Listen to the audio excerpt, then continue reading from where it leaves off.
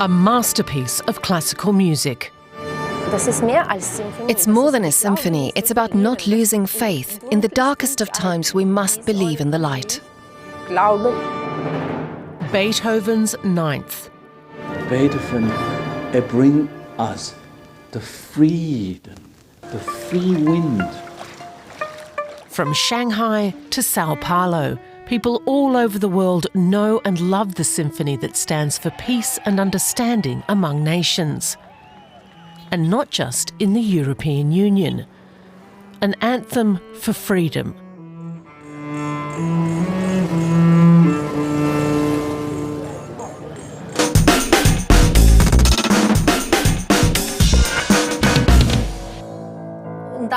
And then, like an explosion, joy, beautiful sparks of divinity. Suddenly there's this amazing energy of this communal singing.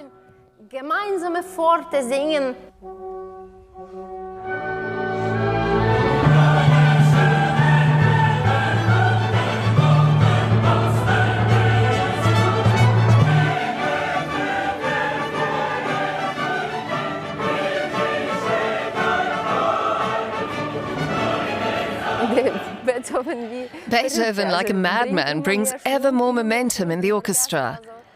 At the end of these final bars, you get the feeling that it's not just an orchestra playing, but somehow all the voices of nature, all the voices, the whole earth coming together in an insane jubilation.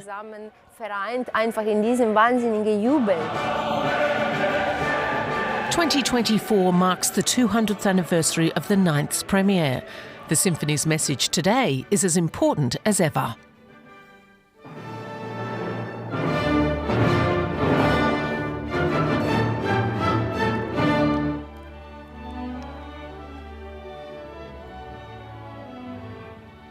Oksana Lyniv comes from Ukraine, where she conducts the Youth Symphony Orchestra. Lyniv founded the orchestra in 2016. Its very existence is a political statement for Ukrainian unity. Musicians come from all over the country to play with the orchestra, including from the east, which suffered bloody attacks and an annexation by Russia in violation of international law.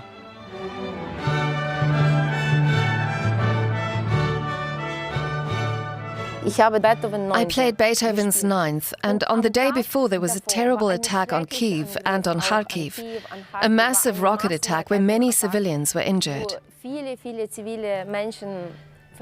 And on that day, I was supposed to conduct Beethoven's Ninth. I was supposed to conduct and interpret Let's Embrace. And as an artist, every time there's an inner, well, not a fight, but not to lose hope in the darkest of times, to believe in and carry light. In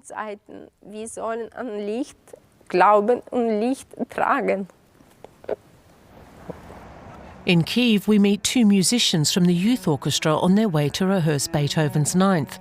Time and again, the musicians have to stop rehearsals and get to a shelter. The war is omnipresent. Since the Russian invasion, many musicians have volunteered to defend Ukraine. Sadly, because of this, I have lost some of my friends who died in the war.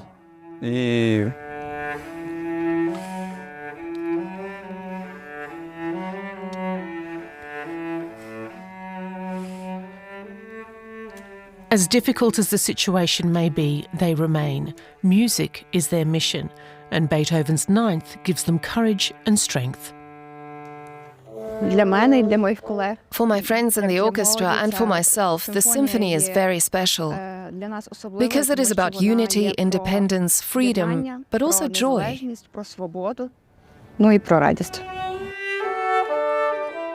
For these musicians, Beethoven is not only relevant, but also a challenge, both musically and emotionally.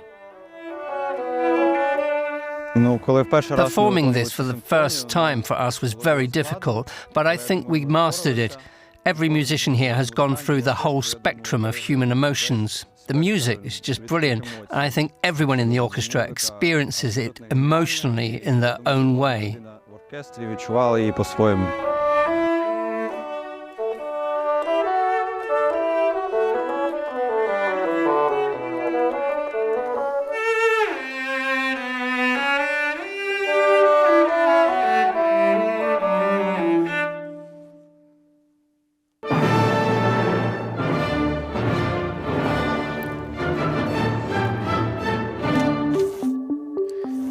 Shanghai, on the other side of the world.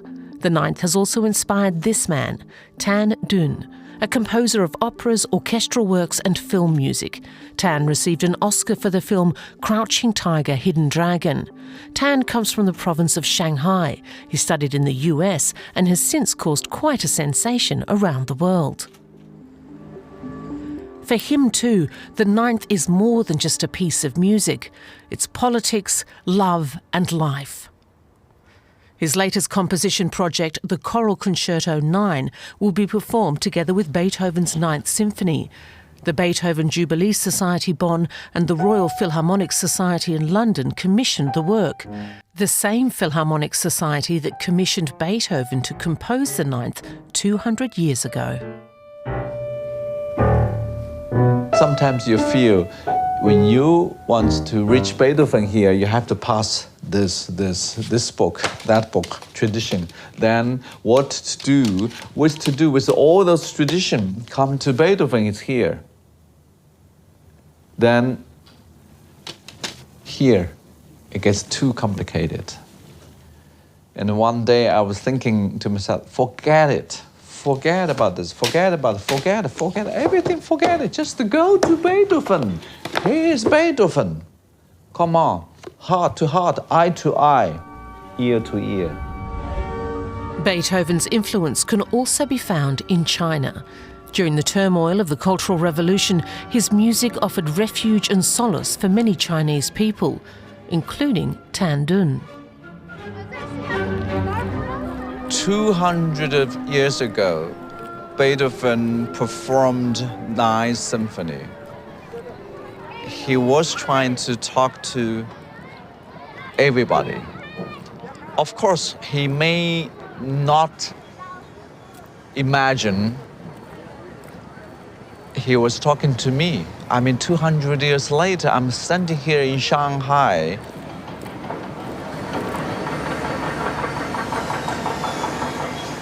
Listen, that's the heartbeat of Shanghai. But to me, this is Beethoven. Da, da, da, da, da, da, da, da.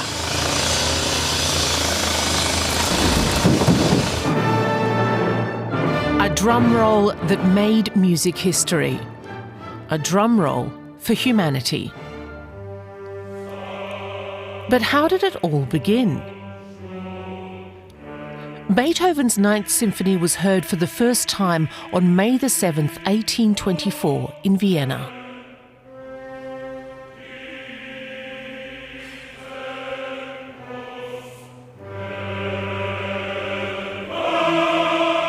This is more than a symphony, more than a score, more than a concerto, a reportage piece. It has become a cultural concept, which has a grandiose meaning. And I believe it also shows a very, very clear red line to barbarism. How does this music stand for humanism? And how is it a red line to barbarism? Beethoven was carrying around his ideas for a new humanist symphony for years. In 1823, over 9 months, he put his Ninth Symphony down on paper. The lead-up to the premiere was marred by fierce disputes, with the concert postponed several times. Beethoven was furious. Poor copies of the music, recalcitrant singers, and not enough money. Beethoven cancelled the concert and then changed his mind. When Beethoven composed the Ninth, he was sick in Vienna. He was almost deaf, with no money, so very often he couldn't go out at all, especially in bad weather, because he had no shoes. And during this time of absolute depression, he composed a work in which he declared joy for the world, a love of the world.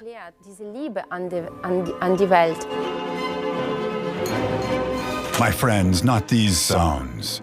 Let us instead strike up more pleasing and more joyful ones. On Friday, May 7th, 1824, the concert finally took place in the Hoftheater am Kärtnertor. It was Beethoven's first public appearance for years and expectations were high. Posters read, Mr. Ludwig van Beethoven himself will be involved in leading the proceedings. Beethoven stood on stage with his back to the audience. The performance was a triumph that delighted the more than 2,400 spectators, but Beethoven couldn't hear the applause. Only when he turned around could he see the audience clapping. The words that were simply about joy, this idea of brotherhood, that everyone should embrace each other, that we should spread this empathy all over the world, that somehow infected the audience, and they even threw their hats in the air.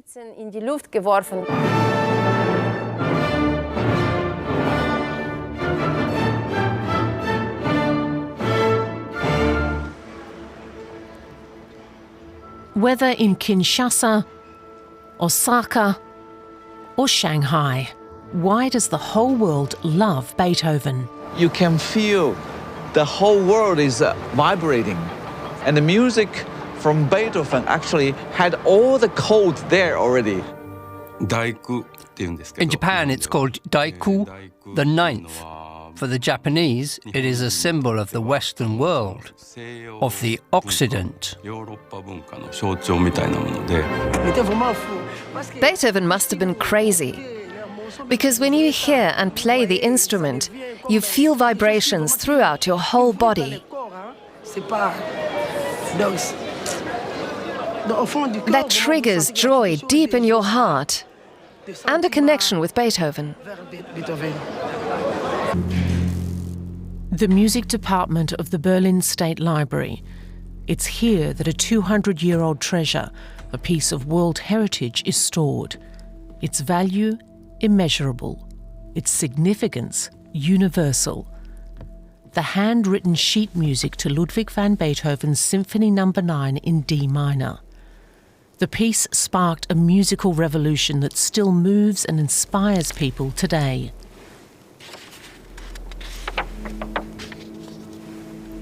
The masterpiece is around 60 to 70 minutes long. Its most famous movement is the fourth, the finale, the Ode to Joy, with the words of the poet Friedrich Schiller.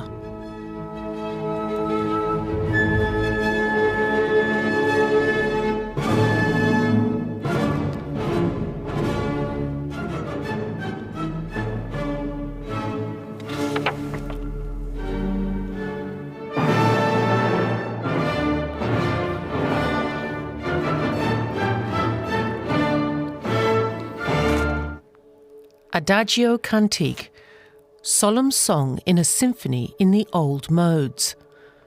With those words from 1818, Beethoven outlined his basic idea for a new symphony. Beethoven's Ninth was the first symphony ever to feature the human voice. The last movement has a powerful choir. The piece uses the human voice as a message bearer. The message is unparalleled in its intensity.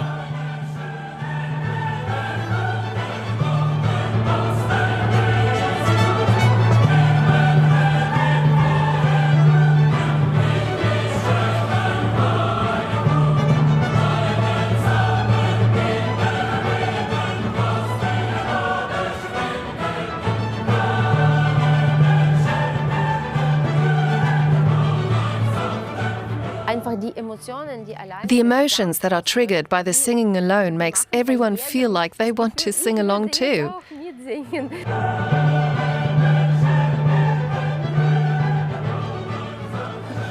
And that's what's happening here in Tokyo. Here, more than 1,000 singers are rehearsing Beethoven's Ninth. In 2 weeks, they will be joined by 10 times as many performers to sing in a major concert that will be broadcast on TV. 15,000 people applied for the choir positions, with the winners drawn out in a lottery. The singers are not getting paid. On the contrary, they have to pay some €700 just to take part. 私が10歳の時にお父さんが一緒に出ようって言って、でそこから出たのが始まりです。1万人が一つになるっていう感動かしらね。これだよね、このどういう風にやったらできるの？ルーができないと思う。ここから一番有名な一発目からもう私はダメだって感じ。でもここが一番いいとこだから。フロイデってどういう意味だったっけ？喜びみたいな。喜び。そう。てシューネルシューネルシューネルぐらいかな。シューネルちょっとウムラウトみたいな。あ、そのウムラウトっていうのはね、習った大学でウムラウト。ここで勉強して。Friedrich Schiller's text is also being practiced in Kinshasa.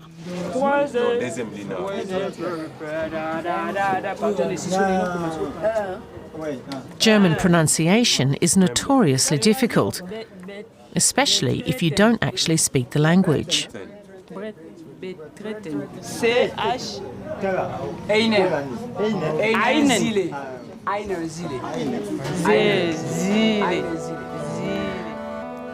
No matter where you are in the world, Beethoven's Ninth is a challenge. Its words and its music.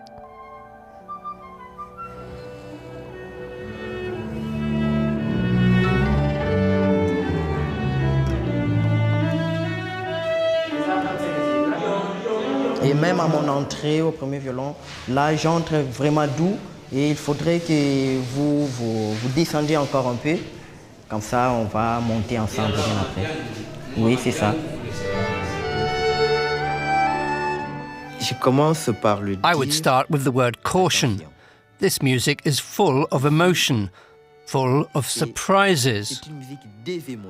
What was his idea? Where did he want to go? What did he want to express? You can feel that there is something in this music, but you can't exactly say what.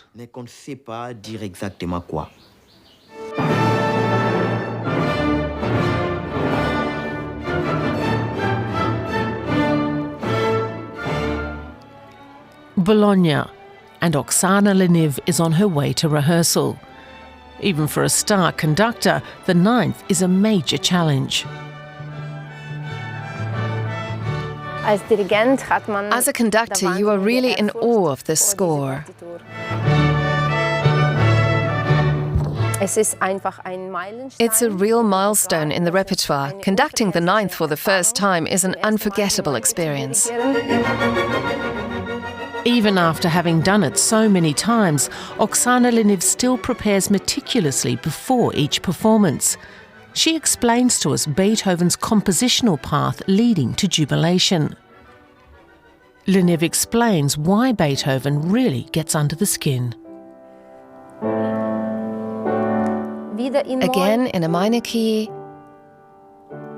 and again in minor, and it sounds sad. But here we shift into major. Consolation.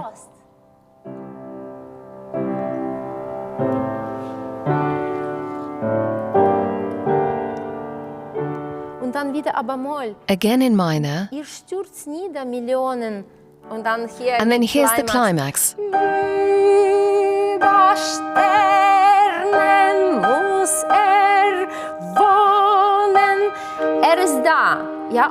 He is there, and then mysteriously,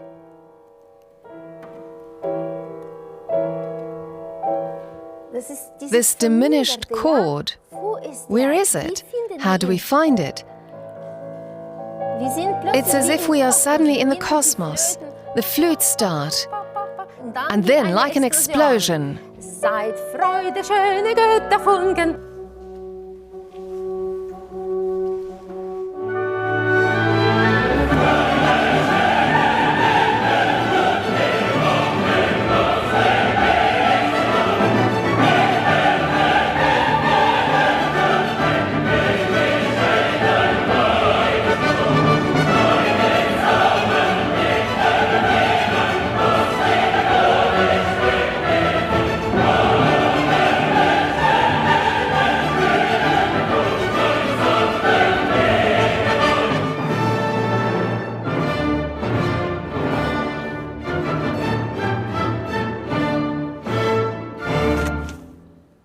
Beethoven dedicated his most famous work to a then powerful head of state, Friedrich William III, King of Prussia. Throughout history, the Ninth can be heard time and again in political contexts.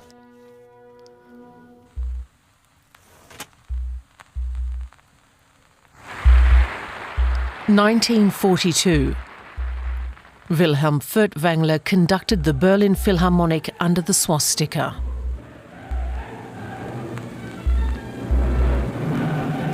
The occasion was Hitler's birthday.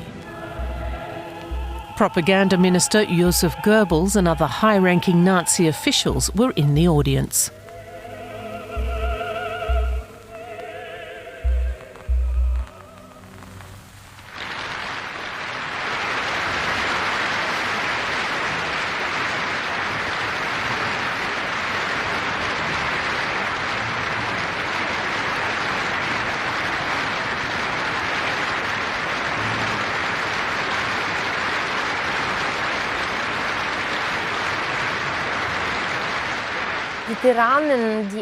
Tyrants recognized the power of the greats like Schiller and Beethoven.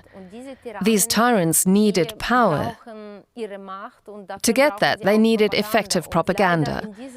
Unfortunately, in those dark times, the Ninth was also Hitler's favorite work. He wanted it played for his birthday, and Furtwängler obliged. But now it's the anthem of Europe.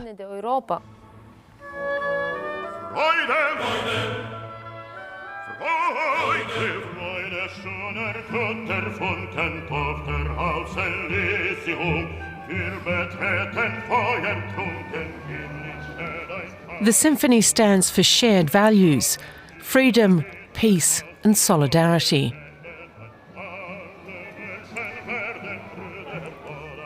June 1989. Chinese students protested in Tiananmen Square, the gate of heavenly peace in Beijing. Beethoven's Ninth here was used as both a demand and an expression of hope. November 1989. When the Berlin Wall fell, Beethoven's symphony was part of the soundtrack. US conductor Leonard Bernstein performed the Ninth in both the east and west parts of the city. Instead of joy, the choir sang freedom. Literary scholars believe that this may have been Schiller's original formulation.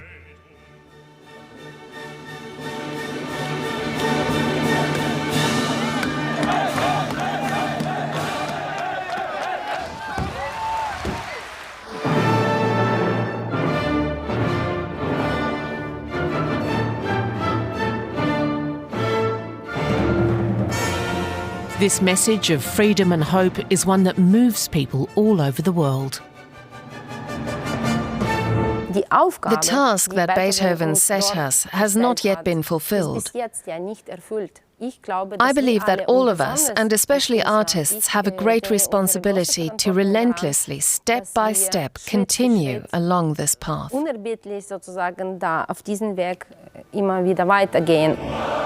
Another message: we are not alone. Beethoven empowers all those who fight against tyranny.